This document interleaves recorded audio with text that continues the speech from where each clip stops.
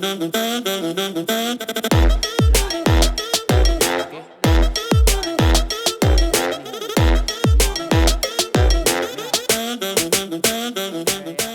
guys, this recipe today is for all of you berry lovers out there. I'm going to be showing you how to prepare an upside down cake that is bursting with blueberry flavor.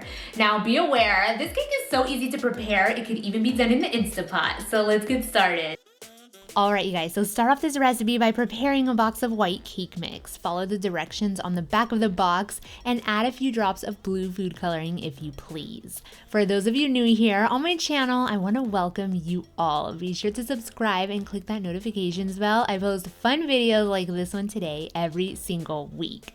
Now place the cake mix to the side and in an 8-inch circle, go ahead and add about a cup of fresh or frozen blueberries. Sprinkle them all over with a half a package of berry blue jello and a layer of miniature marshmallows. Now, if blueberries aren't your thing, go ahead and use maraschino cherries with some cherry jello or mandarin oranges with orange flavored jello, strawberry, raspberry, etc., etc. I've tried them all and every single flavor combo is to die for.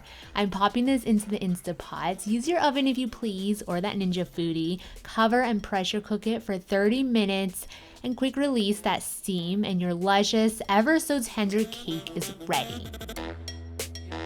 Now guys, I'm gonna be real with you. I don't know what happens while this is baking, but it creates this texture that I've never seen before in a cake. It's as if jello and a marshmallow had a baby.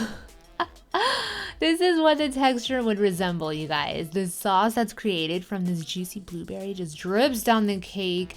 You guys just have to put this on your list of recipes to try.